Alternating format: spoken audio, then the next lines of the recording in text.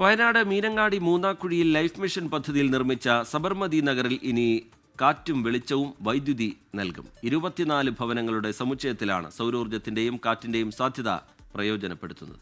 1.25 കോടി രൂപ ചെലവിലാണ് 24 വീടുകളുടെ നിർമ്മാണവും അനുബന്ധ സൗകര്യങ്ങളും പൂർത്തീകരിച്ചത്.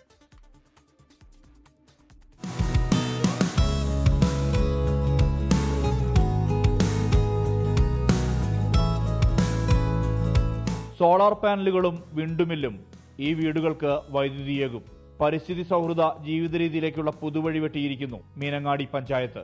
അനർട്ട്, നബാർഡ്, NGO ആയ ശ്രേയസ് എന്നിവയുടെ സഹകരണത്താൽ 10.25 ലക്ഷം രൂപ ചിലവിലാണ് 3 കാറ്റാടി യന്ത്രങ്ങളും 15 സൗരോർജ്ജ തെരുവുവിളക്കുകളും സജ്ജീകരിച്ചത്.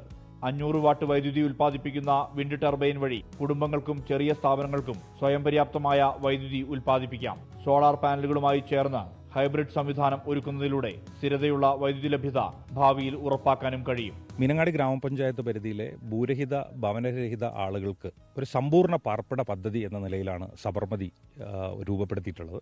അനർട്ടിൻ്റെ സാങ്കേതിക സഹായത്തോടു കൂടിയാണ് ഈ സ്ഥലം സന്ദർശിക്കുകയും ഈ പ്രദേശത്തിന് അഭികാമ്യമായ രീതിയിൽ ആ വിൻഡ് മില്ല് രൂപപ്പെടുത്തിയിട്ടുള്ളത്.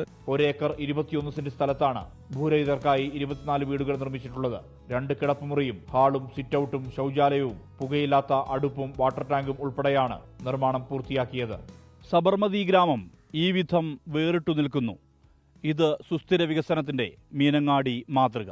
മനു ദാമോദരനൊപ്പം സുർജിത് അയ്യപ്പത്ത്, 24 വയനാട്. ലോകത്തെവിടെയായാലും ഏത് സമയത്തും 24 വാർത്തകളും ഓഗ്മെന്റഡ് റിയാലിറ്റി പാക്കേജുകളും എക്സ്പ്ലെയിനറുകളും വിശദമായി കാണാൻ ഞങ്ങളുടെ യൂട്യൂബ് ചാനൽ നിങ്ങൾക്ക് സബ്സ്ക്രൈബ് ചെയ്യാം.